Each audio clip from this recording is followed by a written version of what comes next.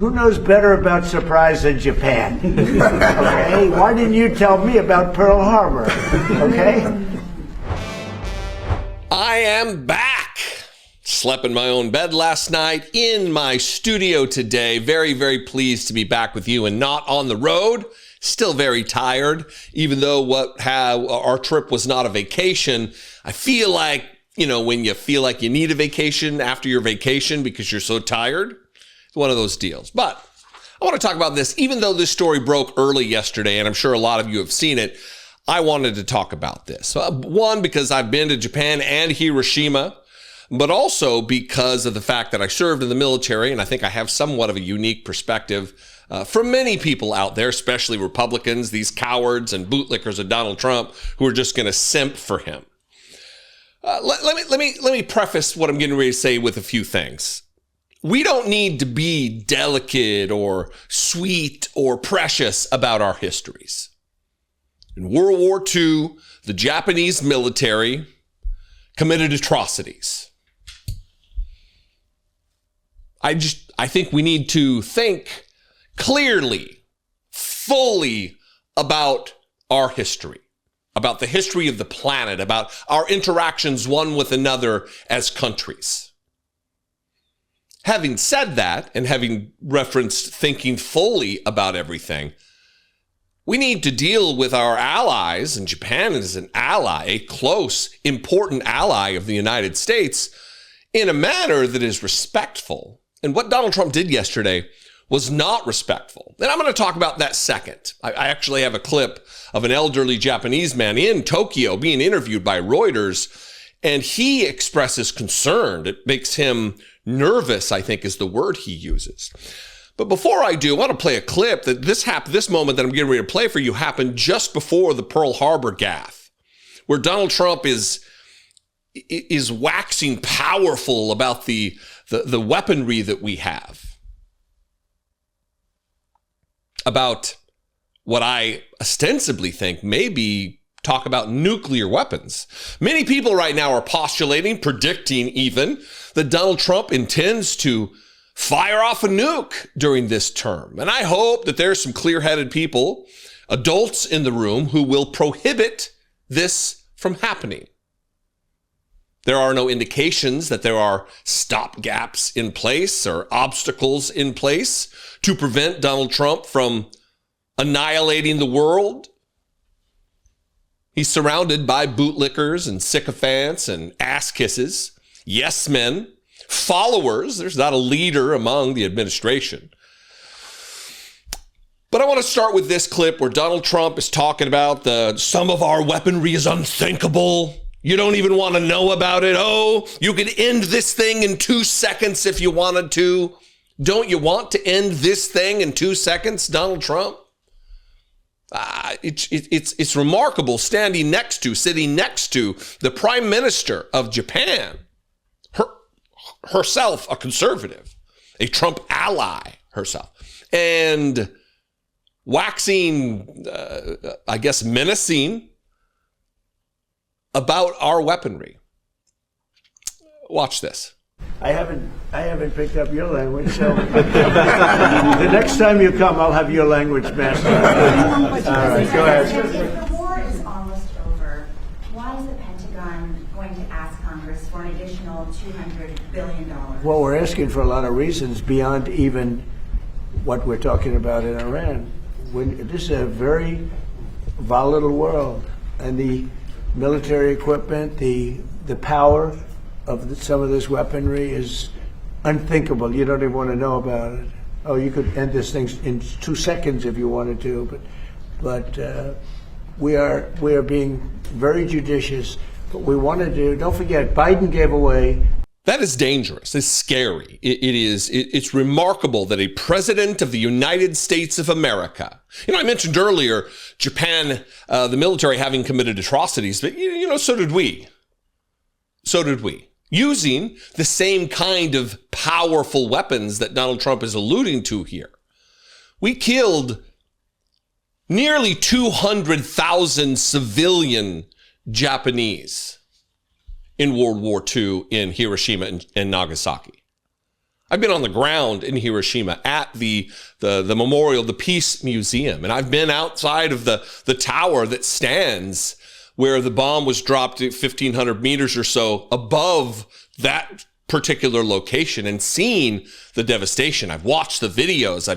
It is remarkable that we thump our chests like we did something noble and good and military in some kind of a strategic sense when we slaughtered civilians en masse in a manner that the world has never before seen. And Republicans, because they don't think clearly about things, or they don't have the capacity to do so, or they have a warped sense of the world, they think that was heroic. Killing women and children, incinerating them instantaneously. And those that were far enough away from the epicenter of the blast died of radiation poisoning and burns and the cancer that later came. I mean, the death toll might be 500,000 people. And Donald Trump sits here with the leader of the nation, our now ally, then our enemy, and boasts about our weaponry. If it doesn't put a bad taste in your mouth, I don't think you're thinking clearly about this. Those weapons were, I guess the justification at the time was because we needed to end the war quickly. A war that started in 1941, in December, at Pearl Harbor with the surprise attack. And that's where this question comes in from Donald Trump to Donald Trump about the surprise attack.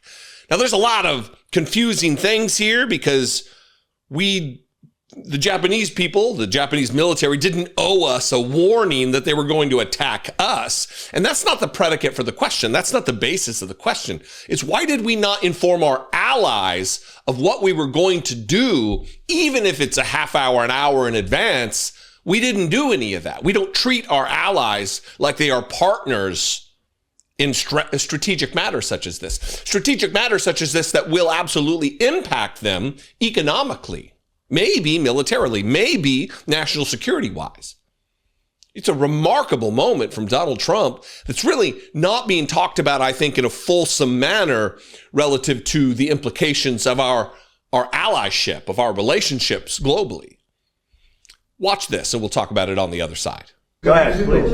Of course, no, Japan and US are very good friends. But one question, why didn't you tell US allies in Europe and Asia, like Japan, about the war before attacking Iran? So we are very confused about we Japanese citizens. Well, one thing, you don't want to signal too much. You know, when we go in, we went in very hard, and we didn't tell anybody about it because we wanted surprise. Who knows better about surprise than Japan? Okay? Why didn't you tell me about Pearl Harbor? Okay? Right? You know, he's asking me. Now, you believe in surprise, I think, much more so than us. And we had to surprise him, and we did. And because of that surprise, we knocked out, the first 2 days, we probably knocked out 50% of what and much more than we anticipated doing. So if I go and tell everybody about it, there's no longer a surprise, right? Okay, one more, please. Why didn't anybody tell you, Donald Trump? You were 5 fucking years old, dipshit. Do you think you're at 5 years old, you were some kind of a military strategy prodigy? Why didn't you tell me? Why didn't you warn me? Again, enemies don't need to warn one another. We didn't need to warn. We were under no obligation to warn Iran of our attack. I mean, you should have abided by the Constitution of the United States. Article 1, Section 8, Clause 11, that gives the exclusive power to declare war to the Congress. You do not possess that power. This is an illegal, unnecessary, unconstitutional war that you've thrust us into, that we need to immediately extricate ourselves from. But warn you, this is just more evidence that Donald Trump truly does believe that Donald Trump, is synonymous with the United States. Criticism of him is criticism of the United States. If you're not loyal to Donald Trump, it's treason against the country. This is what he believes. And this is just another example, stacked upon stacks upon stacks upon stacks of examples of this. Reuters went out on the street of Tokyo and interviewed a few people. Here's one that really struck me. It's an elderly man discussing this, and he's being pretty level-headed. I don't agree. I don't think he's strongly condemning this hard enough. We can have disagreements, reasonable people. But listen to what somebody on the ground, someone who's not some young kid who doesn't understand the import of our history and the implications. This is somebody who very well could have lived during or in the aftermath. The Pearl Harbor attack was indeed a surprise attack. Starting a war or launching an attack like that without any warning. It was obviously against the rules. Looking back now, I think maybe both sides should have given advance notice. Given the historical context of Japan having done that, and with Donald Trump bringing it up as an example, it makes me feel a bit uneasy as a Japanese citizen. And he has a right to feel uneasy about this. Donald Trump is an unhinged, demented lunatic, a deranged individual with diminished cognition who is making decisions at the highest levels. The commander-in-chief of the most powerful military the earth has ever known, led by his drunken morning show host, Pete Hegseth. It is irresponsible, just irresponsibility in layers. One, we don't owe enemies notice of attack. They didn't owe us notice, and we didn't owe them notice. But what we did owe them is not to commit large-scale death and destruction of civilian targets, which is what we did. If you ever have an occasion to go to Hiroshima, to visit this museum and the site of where the bomb was dropped, and watch the videos and read the accounts, it is emotionally, it was a cry moment for me, many, many, many moments walking through the museum. And I'm not responsible for it. Donald Trump's not responsible for it. He wasn't there. But we as a nation should view what we did as a signal of how not to act, what not to do, what mistakes not to make. And we're living through another period of time where genocides are being conducted by our allies, funded by us, Israel, genociding the Palestinian people. 70,000 people dead, tens of thousands of women and children. And Donald Trump brags and boasts and jokes about it. Because to him, it just proves the might of the military, the might of the United States, and might is right in Donald Trump's mind. You know, Republicans, as an aside, just thought of this. Republicans love to talk about how Iran calls us the great Satan. You think we're changing hearts and minds in the Iranian people? Are we proving them anything other than correct that we're the great Satan? As we bomb and kill nearly 200 girls in school, pre-targeted that school, that we now have even, our investigation has concluded we did that. How are we not the great Satan, if that's such a thing, as we bomb their children to death? Learning no lessons from our mistakes of the past, getting back to the Pearl Harbor thing. Getting back to the Hiroshima and Nagasaki thing. Anyway, I'd love to hear from you. What do you think about this one? A little longer than I expected. I would really love to hear from you. Go over to the Facebook page. We are at 98,000 followers on the Facebook page, Dollemore Daily. I would really appreciate it. I know today we could get over 100,000. I would appreciate that very much. You can comment on this video over there. You can comment on YouTube. And if you want to help support this work and produce this work with me, for $2 a month, you can become a channel member on YouTube, or you can go over to patreon.com/IDoubtIt podcast. From family after family, they said, finish this. Honor their sacrifice. United States Air Force Tech Sergeant Tyler Simmons. These are names that we need to remember. We need to honor the sacrifice of our troops who volunteer to protect the homeland, to volunteer to support and defend the Constitution against all enemies, foreign and domestic, and unfortunately, many of them now are led by, commanded by people who are that domestic threat to the Constitution. Tyler Simmons volunteered and ended up dying because Donald Trump decided to start an illegal, unconstitutional, immoral war without notifying Congress, without asking for permission from Congress, without following the constitutional edicts and mandates, commands in Article 1, Section 8, Clause 11, giving Congress the exclusive authority to declare war. Tech Sergeant Tyler Simmons.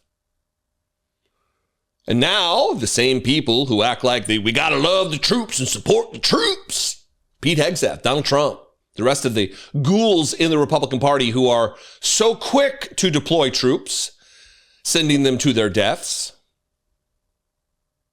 acting like they love and respect the troops. They are now lying about Gold Star families and the things they say to propagandize this illegal and unnecessary war of Donald Trump's. The same ones who act like they love the troops and have deep respect for Gold Star families are using them as puppets and propaganda. Props, just like they use the Constitution as a prop, just as they use their Bibles as a prop. I don't have my prop Bible here, so I can't lift one up. I want to play this clip for you. This is Pete Hegseth talking about meeting the families and the things that the families said to them as a measure of propaganda to get Americans to support this war in Iran. Well, if the families who lost loved ones in this war, if they're saying to finish it, if they're saying this is justified, then man, maybe I'm thinking incorrectly about it. Maybe it is justified. That's the intent here. Watch Pete Hegseth, and then we'll move on, and I'll read a couple paragraphs from NBC News. Yesterday at Dover Air Force Base, President Trump, the chairman, and I stood in solemn silence as heroes came home. Flag-draped caskets, we honored them. We grieved with their families, and we listened. What I heard through tears, through hugs, through strength, and through unbreakable resolve was the same from family after family. They said, finish this. Honor their sacrifice. Do not waver. Do not stop until the job is done. My response, along with that of the president, was simple. Of course, we will finish this. We will honor their sacrifice. Their sacrifice only steals our commitment. The families told me, finish this. Except no, they didn't. I said this last week when Donald Trump said something similar when he spoke to the families of the initial 6 or 7 service members who were killed. He said the same thing. The families they all told me, finish this. Yeah, war. I said, that didn't happen. There's no way that happened. And now we're learning Pete Hegseth is lying about this because NBC interviewed the father of Tech Sergeant Tyler Simmons. And the dad says, I didn't say anything like that. This is the headline from NBC News. Father of service member killed in Iran war said he never told Pete Hegseth to finish the job. Hegseth said, family after family of service members killed urged the administration to, quote, not stop until the job is done. President Donald Trump made a similar claim earlier this month. That's the one I just alluded to. I have 3 paragraphs here, and they are stark. Defense Secretary Pete Hegseth met privately Wednesday with the families of 6 service members who died in the Iran war, and in a press briefing the next morning said the message he got was consistent and supportive. And then I'll read this, even though you've just seen the clip. What I heard through tears, through hugs, through strength, and through unbreakable resolve was the same from family after family. They said, finish this. Honor their sacrifice. Do not waver. Do not stop until the job is done, Hegseth said. I'm actually going to read a little bit more from this article. I think it's important. One, they are propagandizing off this. The Department of War put out a video on Twitter that's layered over with like emotion-arousing music of Pete Hegseth saying this about we must not let this hurt our resolve and all of the nonsense. The thing you just heard, except it's for the camera. He said it for the camera. It's music and meant to make your emotions swell in love of country. It's just more jingoistic fascist propaganda from these liars and these warmongers who are grifting and just being charlatans to line their pockets with hundreds of millions of dollars, which we'll get to later in the show. The $200 billion, the 1/5 of $1 trillion that they want on top of the $1.2 trillion that got appropriated to the Pentagon for national defense. Yeah. One of the people he met at Dover Air Force Base in Delaware was Charles Simmons. His 28-year-old son, Tech Sergeant Tyler H. Simmons, was among the 6 crew members killed when their refueling plane crashed in Iraq last week. Simmons, the father, recalled his exchange differently. I can't speak for other families. When he spoke to me, that was not something we talked about, he told NBC News in the interview on Thursday. Simmons said he spoke separately to Hegseth and President Donald Trump at Dover, and he was grateful for the warmth the both men showed him. He and Hegseth spoke mostly about Tyler, his impressive service record, and the speed with which he had advanced in the military, Simmons recalled. He said he told the defense secretary, I understand there's a lot of peril that goes into making decisions like this, and most importantly maybe, I just certainly hope the decisions being made are necessary. And that's the crux of it. I got 2 more here, and then we'll talk about that. Asked if he said anything to Hegseth or Trump about the need to keep fighting the war, Simmons said, no, I didn't say anything along those lines. Those are the 2 things I want to drill down on here. And I got another clip from John Ossoff that really puts a nail in the coffin of Donald Trump and the agenda and the motivations and what they prize relative to their claim that they love the troops and support the troops when they're just being abjectly disrespectful and disregarding of that very sacred sacrifice. Now, as far as the war being necessary, by Donald Trump's own account, it's not necessary. Donald Trump said he decimated, obliterated the nuclear capability, even the potential for a nuclear program from Iran. That's a quote from Donald Trump. So why did we need to go into war when their nuclear capability, even the potential for it, was obliterated? Secondly, Donald Trump has already said the war's over. We've killed everything. We've decimated everything. Smithereens and obliteration, total destruction, maximum lethality. Remember, right? That's what they talk. This is the language they use. So if the war is already over, why do we need to still be there? The attack itself was unjustified, and the continuation of the attacks are unjustified. And then the flat denial. I didn't say anything along those lines, he said. Anything. Not even along those lines of finish this. It seems that Mr. Simmons has questions, concerns. It seems like he's trying to be magnanimous and even-handed about the death of his child. That I know there's a lot of peril. I understand there's a lot that goes into these decisions on a global international relations, national security perspective. I get that. I just hope the decisions that are being made are necessary. I don't think I'll be the first to break it to him that they are not. His son's sacrifice is not being respected by this administration. just like the sacrifices of the many others who will die because they will be deployed by Donald Trump and Pete Hegseth into war zones that we have no business being in conflicts we have no business endeavoring. And it's propaganda, and it's grifting, and it's fundraising, which is this clip from Jon Ossoff, Georgia senator, talking about the fact that Donald Trump is sending out emails with photos of flag-draped caskets begging for money for his political endeavors. Money that he's using to enrich himself. It is abjectly disrespectful. It dishonors the sacrifice as he parades these people out to give them medals of honor at his speeches, while also saying he's going to give himself one. And he always wanted a Purple Heart. It was too much of a fucking coward and weakling to just stand on the yellow footprints, as we say in the United States Marine Corps when you go to boot camp. Sign on the line.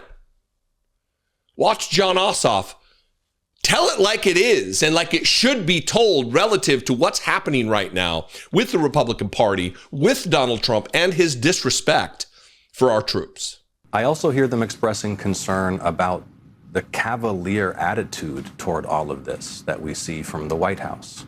Now, I mentioned in the hearing yesterday, the president is sending out fundraising emails to his supporters featuring photos of American service members in flag-draped coffins returning to their families after being killed in action.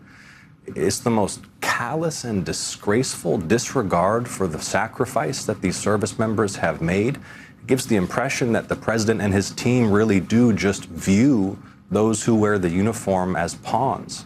It's completely disrespectful and completely unacceptable. And in Georgia, we're a military state. We are proud to host some of the most important defense installations in the country. We are proud of those who serve and those who have served. And that kind of disrespect for the military does not go over well in Georgia. So is this the play?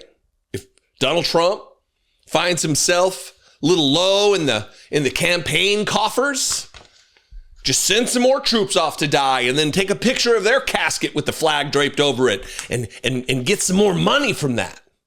Appeal to people's natural sense of patriotism and duty and respect for the troops, even though you yourself, Donald Trump, don't have that. No understanding of what it's like to sacrifice in service to country. And I don't even mean sacrifice your life, the ultimate sacrifice. I mean, people put their life on hold to join the military. Donald Trump never did. His feet were hurt. His feet, the bone spurs, which I have and have had for many, many, many, many years, didn't prevent me from serving. But I guess I'm not a physical coward and a little sniveling weakling like our current commander-in-chief, President of the United States, disrespecter of those who gave all. What do you think? I invite you to this conversation. Let's have it in the comments below the video. You can also call the voicemail line, 714-576-4054. And of course, as always, you can email me, daily@dollemore.com. Started the show today talking about being very close to 100,000 followers on Facebook. Today, we could get there today. If you're on Facebook, don't sign up to do this. But if you're already on Facebook, just clickety-clack, search Dollemore Daily and follow the Dollemore Daily. I would appreciate it very much. We're trying to disseminate the truth on that platform in native form. The videos are there. It's not a link. You just share them. And your MAGA friends and family can see the truth that you're posting on your Facebook page. Anyway, I love and appreciate you very much. I'd love to hear from you on this. How big are they going to make the coin? Is it going to be like a gag coin? This headline is bananas and also unsurprising. Not shocked, not surprised. Commemorative Trump coin should be, quote, as large as possible, key commission says in granting design approval. As large as possible is what they want because that's what Donald Trump, the 100% hand-picked council that has now approved this commemorative coin. This commemorative coin. We'll put this on screen. Maybe we'll share the screen with the coin. You know, I don't know about you, but nothing says liberty to me, liberty, like a fist-clenched, sundowning, dictator wannabe, credibly accused pedophile leaning menacingly over the Resolute desk in the Oval Office. Doesn't that just communicate liberty to you? Not a kind and intelligent president of the United States, commander-in-chief of the armed forces. Someone who is secure in who they are, their intelligence, secure in their manliness, secure in their masculinity, secure in their position in the world, that they don't have to fake like they're a tough guy, staring, looking all tough, or trying to desperately. Is this what liberty is to the United States Republican Party? This is a remarkable story that they are going to try to foist upon the people. This is a commemorative coin because it's against the law, although they're still endeavoring to print an actual coin in circulation that has Donald Trump's face on it. It's against the law to put a president, living, even a former president, if they're alive, it's against the law to put them on money. But this is a workaround, and they're going to make. How big are they going to make the coin? Is it going to be like a comic, like a gag coin? I mean, in Donald Trump's case, is it going to be like a gold foil and you open it up and it's a chocolate coin inside? What are we doing here? President Donald Trump's hand-picked Commission of Fine Arts voted Thursday to approve a commemorative coin for the United States' 250th birthday featuring the president's likeness. And it's going to be big, says CNN. Quote, I motion to approve this as presented and with the strong encouragement that you make it as large as possible, all the way to 3 inches in diameter, the commission's vice chair, James McCrary, said moments before the design was approved. James McCrary is the original architect on Donald Trump's ballroom. Trump last year gutted the commission, which has oversight over public buildings, memorials, and medals and coins, and installed a group of loyalists. The coin they approved features an image of Trump standing with fists on his desk. It appears to be adapted from a recent White House photo installed at the Smithsonian National Portrait Gallery. Liberty is spelled out on the top of the coin, above the dates, 1776 and 2026. An eagle graces the back. Now, there's a lot of comments in here, quotes from these idiots on the art commission or whatever, justifying why they want to make this coin the largest that it can be. Who is this for? We're going to celebrate the 250th anniversary of the founding of our country, July 4th, 1776, the signing of the Declaration of Independence, with a coin with Donald Trump's face on it? Does that celebrate? Look, it's just one more thing. I talked about it earlier about Donald Trump saying that, why didn't you warn me about Pearl Harbor? He believes he is the United States, that when you're disloyal to him, it's treason against the United States of America. And this is just another instance of that. Like the military parade that was on his birthday, it's the same thing. Here are some quotes here. It's a very strong and very tough image of him, and I think it's fitting to have a current sitting president who's presiding over the country over the 250th year on a commemorative coin for said year. Throughout the review process, commissioners made clear that its eventual size matters. I think the president likes big things, said McCrary, who was the original architect on Trump's sprawling 89,000 square foot ballroom project before he was replaced. Quote, is 2 inches a good starting point and work up from there? Quote, I think the larger the better, and the largest of that circulation, I think, would be his preference, she said of the president.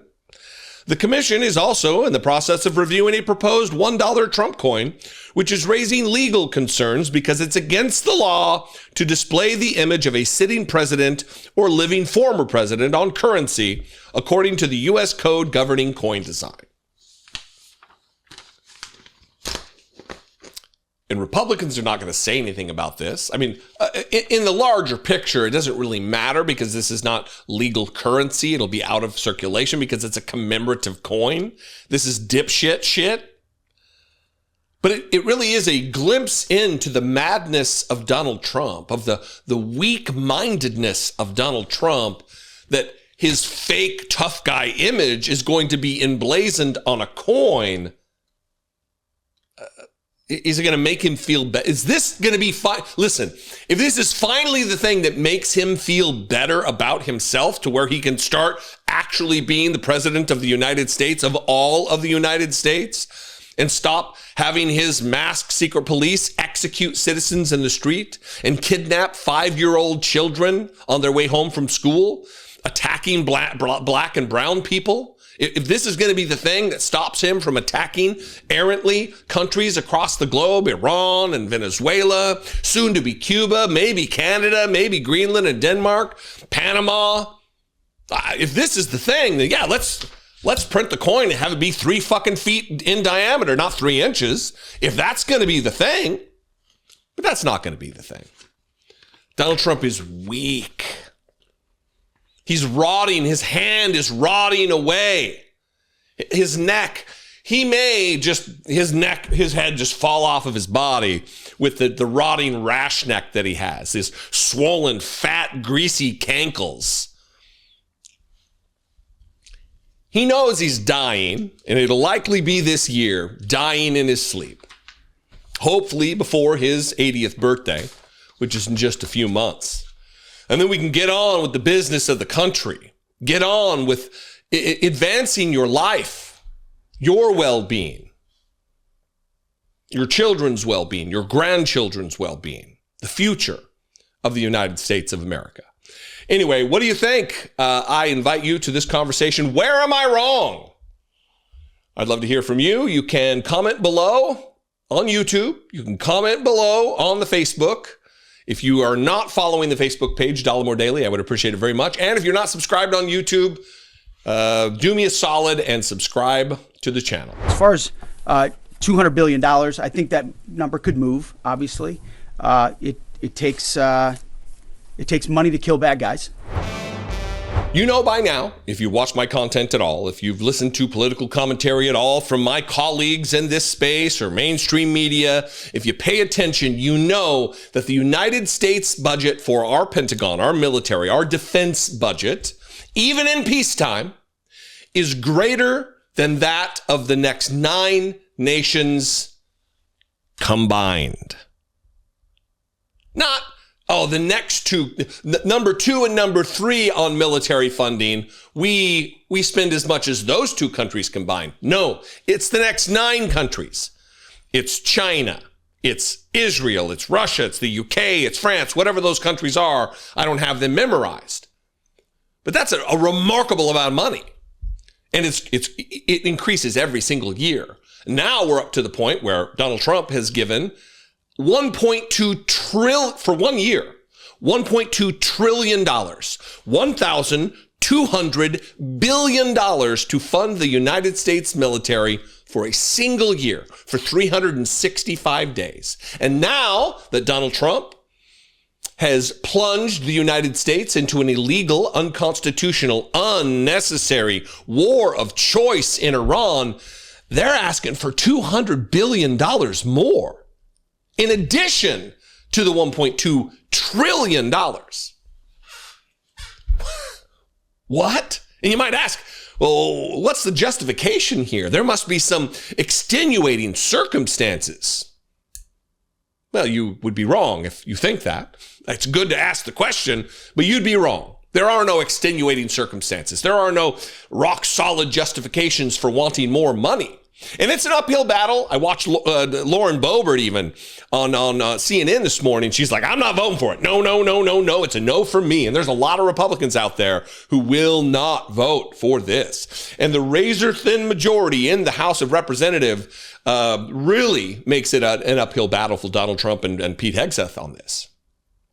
I have 3 paragraphs to read from this Washington Post, and then I'm going to play a clip of Pete Hegseth directly being asked about this yesterday in the Pentagon.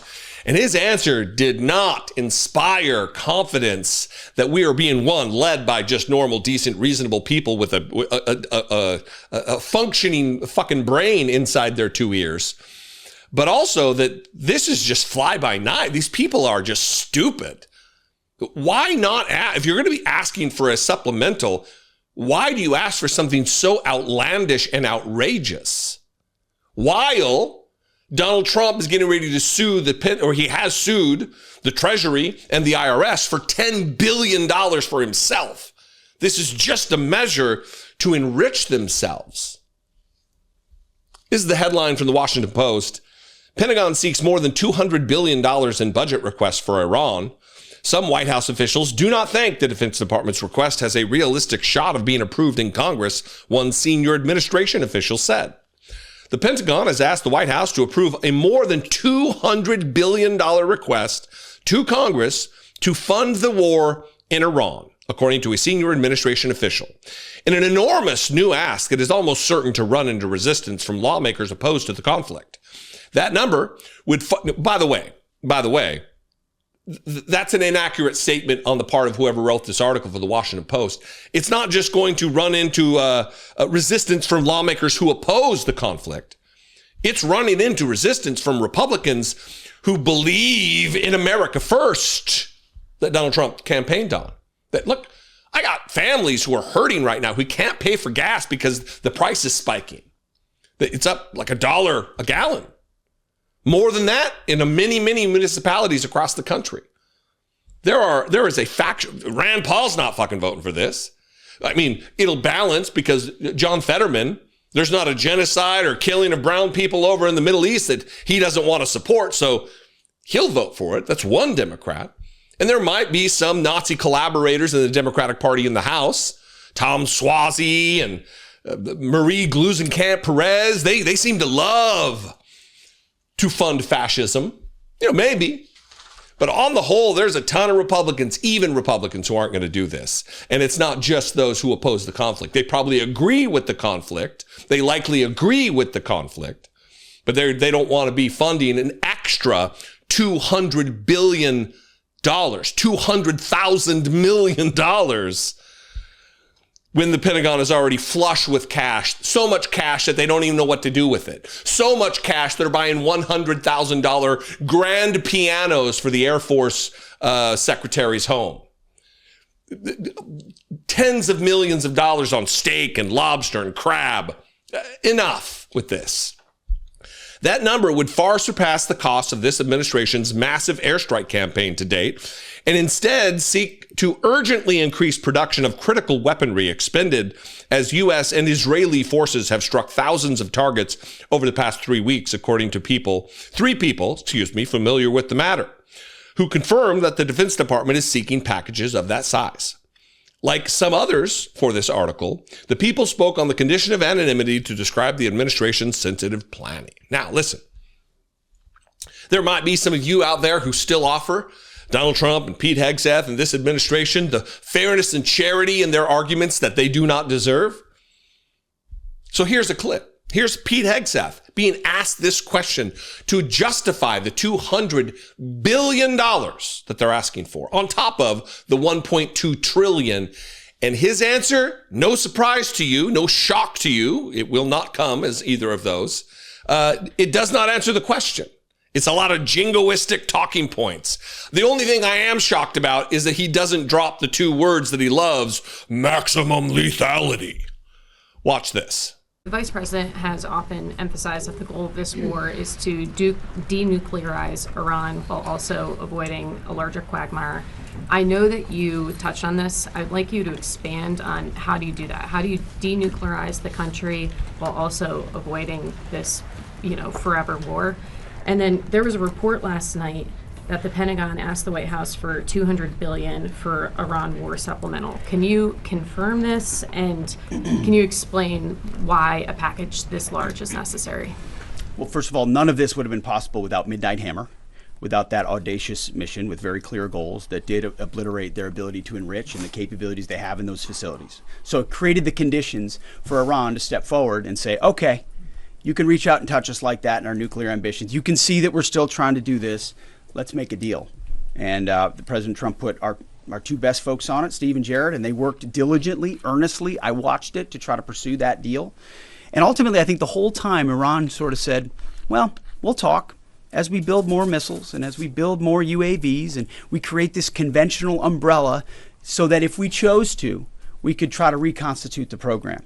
And sort of naively thinking that President Trump wouldn't do something about it. And that's why, as Secretary Rubio has said, and I've said, it's the conventional umbrella that was growing and growing and growing that was meant to protect that nuclear capability. So you had to address both what happened with Midnight Hammer and what happened with that as well. As far as $200 billion, I think that number could move, obviously.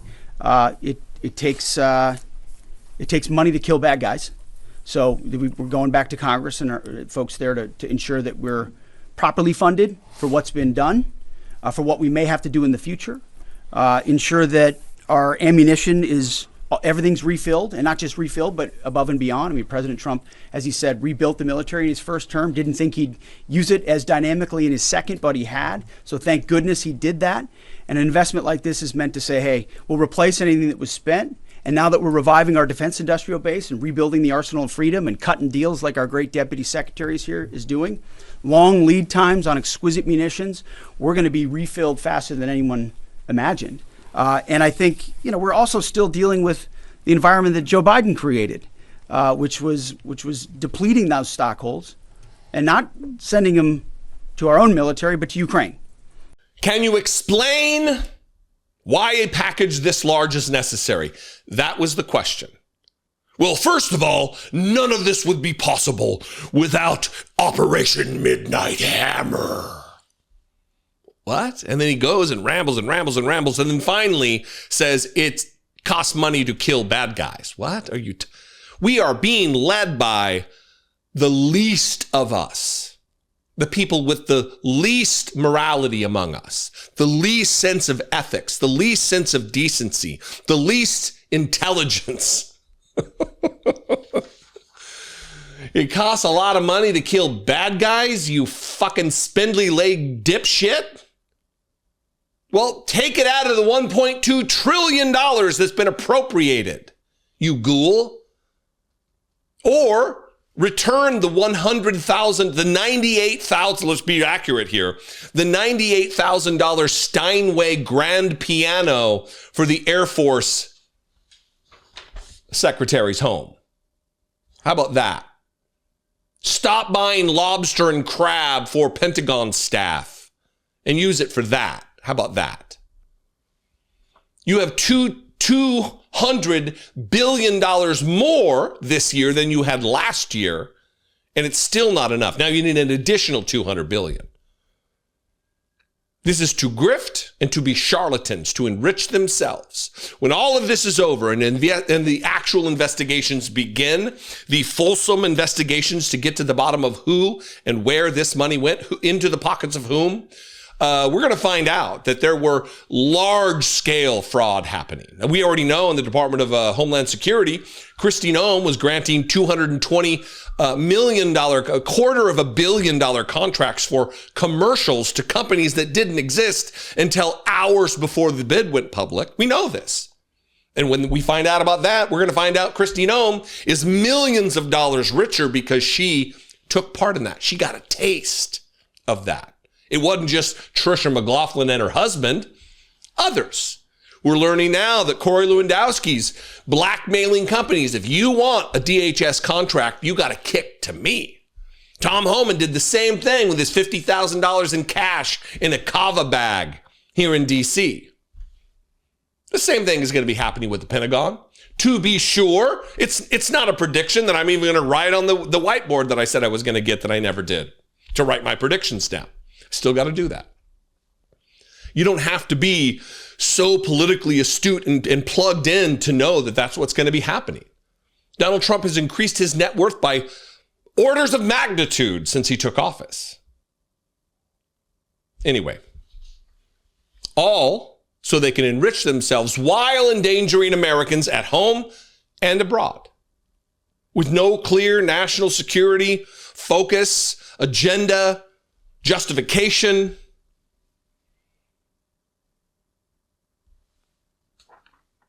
Gross. What do you think? I invite you to this conversation. Please, you can tell me how wrong I am. I welcome your dissent. I also always, of course, appreciate being agreed with. Comment below on Facebook or YouTube. Follow the Facebook page, Dollemore Daily. Today would be the day that if we get to 100,000 followers, man, that would be awesome. We just started it a few months ago, and you guys have really stepped up and supported that effort. I really appreciate it very much. I believe it's important. It's not just a feather in my cap to have a page be successful on YouTube or on Facebook. It's also disseminating in a native form on that platform in a way that doesn't get suppressed as much as just a YouTube link. We still have to fight the algorithms every day, just like we do on YouTube. But I appreciate your effort. You guys have really stepped up. Do you think that Iran is, once that oil arrives wherever its destination is, do you think that Iran's getting the check? Do you think they're going to be able to get the money? Yes. The money's probably going to come to the United States of America. Remember Donald Trump's first big campaign lie? I mean, not the first lie, but the one that was repeated over and over and over and over and over, that Mexico would pay for the wall. We're going to build a wall and Mexico's going to pay for it. And the unwashed, low information MAGA rubes would cheer. Oh, yes. Of course Mexico's going to pay for it because that's how things work. And I will just direct your attention to our history and the facts that Mexico never paid for anything. The wall didn't even fully get built, even though Donald Trump claimed it did. But that was it. Mexico was going to pay for the wall. Well, the new lie, I guess it's just a derivation, is that Iran is going to pay, I guess, for the privilege of us bombing their girls in their schools. They're going to pay us for bombing their children, according to Representative Scott Perry. A remarkable claim.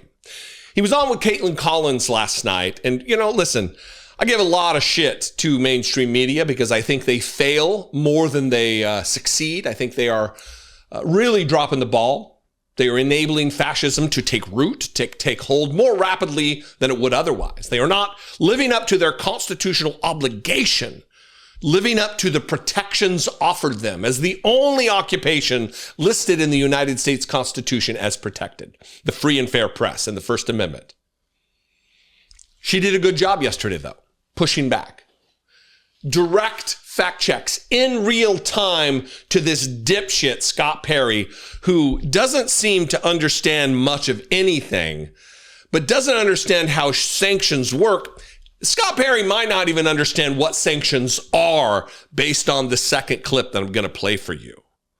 The first one, though, is him saying that he expects Iran to pay for, because there's all this consternation right now about the $200 billion that Pete Hegseth is asking for to fund the war on top of the $1.2 trillion that has been appropriated and funding the Pentagon.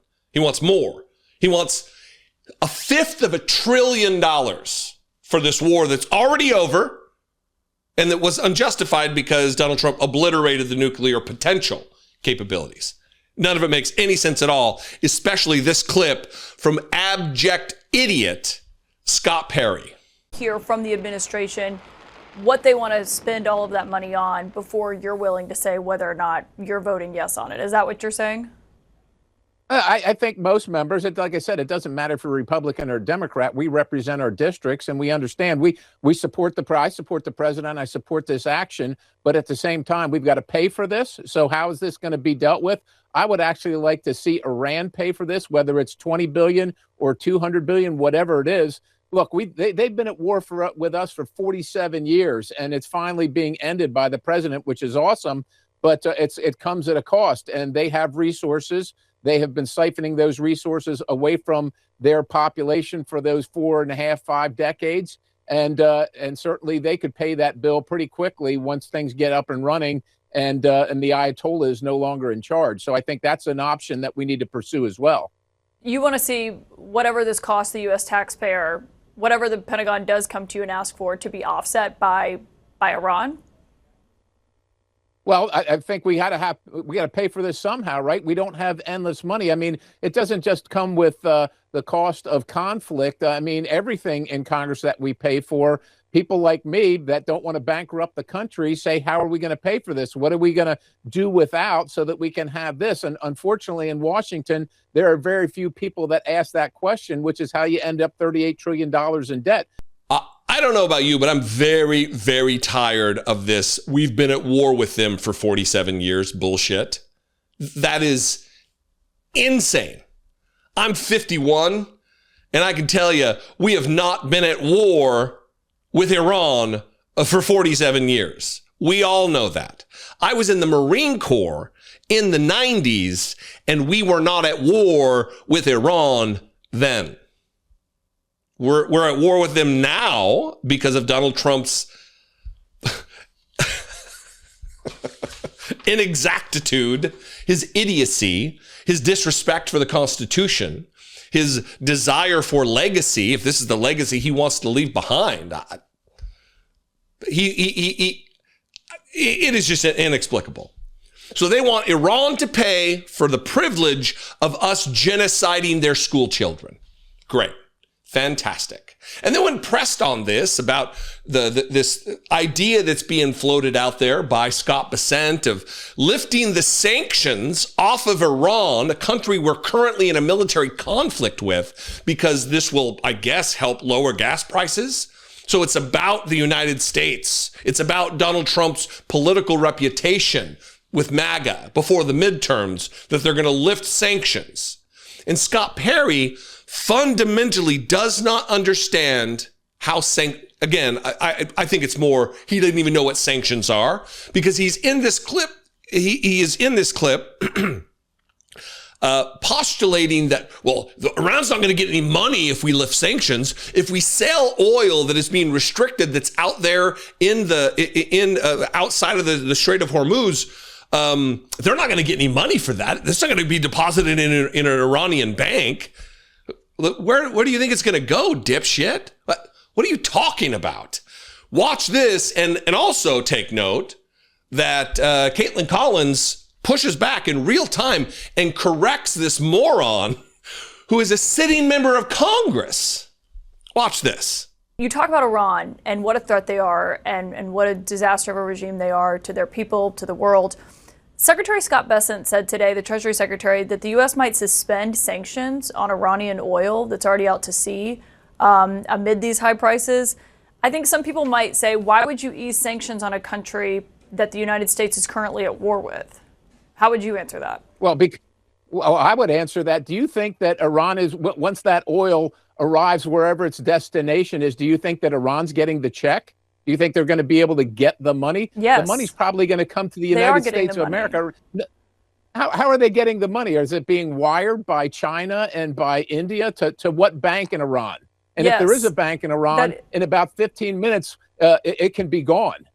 But that is what's happening. I mean, that is who's buying their oil. Well, you say that, yeah, but that's what the ships at sea, right? And you're saying the president's considering reducing sanctions for that oil because the payment's never going to get to Iran. That's pre-war. We're into this 20 days, Caitlin.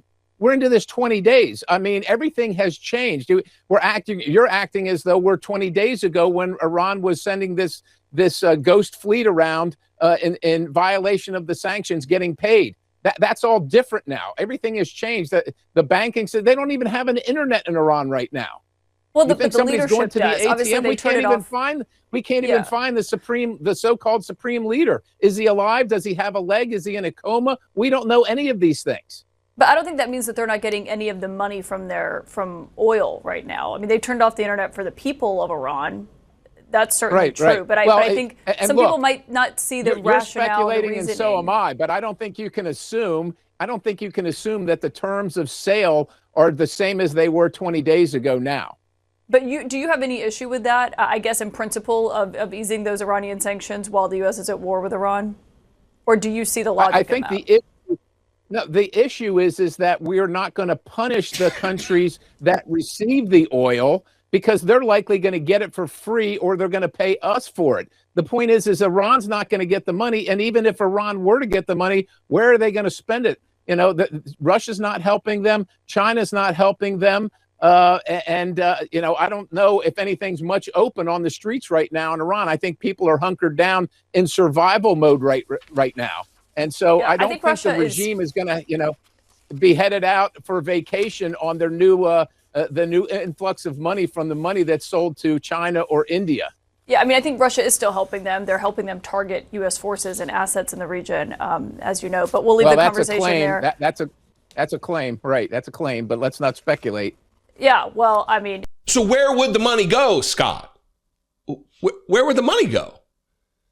If we lift the sanctions so they're able to sell oil and have that money travel through the global monetary system, where if they sell it, where's that money going to go? You think we're going to get the money? Is that what you think? It's Iranian oil in an Iranian tanker that they're going to ship to the East somewhere, Japan or Asia somewhere. They'll sell it, make $100 million or whatever the number is. Where do you think, Scott Perry, that money goes? You think they're just going to, here's a check, and they rip it up and throw it into the sea? It goes into Iranian banks from the Iranians who sold the oil, the government who sold the oil. This is what passes for leadership and expertise in the Republican Party. You don't need to be an expert. You don't need to be even smart, just even at a tertiary level. All you need to do is worship Donald Trump, is repeat Donald Trump's nonsensical lies that he repeats at a breakneck pace. All you need to do is attempt to compete with Donald Trump for the title of most stupid jackass in politics. Because this is, I hesitate to even say high school level understanding of how shit works. This is, I think junior high kids, elementary kids could probably grasp what's happening here about what a sanction is. But Scott Perry, what are you doing? Stop electing stupid people to high office, America. I've gotten out of the habit of saying that. I need to print up some stickers, get it on a mug. What do you think? If you're represented by Scott Perry, you have a lot to worry about. You got election coming up. All these dipshits are up for re-election, and it's time to send them packing. Send them to K Street where they can just be a lobbyist for Republican policy, I guess. Anyway, what do you think? I'd love to hear from you. Like and follow the Facebook page and comment there, Dollemore Daily. I would appreciate it very much. I am really hanging my hat on trying to get to 100,000 followers on that page today. If we can do it, that would be great. I would appreciate it. If not, you'll hear me talk about it on Monday too. Maybe just do it to get me to shut up about it, huh? That would be great, right? Anyway, I love and appreciate you very much. Comment below on YouTube and Facebook. You can call the voicemail line, 714-576-4054. And of course, as always, you can email me, daily@dollemore.com. That had kind of a sing-song rhythm to it, didn't it? Da-da-da-da-da-da-da-da-da. Anyway, Friday, glad to be back. I love and appreciate you guys so much. Thank you for supporting this content. Thank you for trying to make this country, and I hope by extension the world, a better place. You guys are great. I'll see you next time. Have a great weekend. Be genuine. Take care of one another.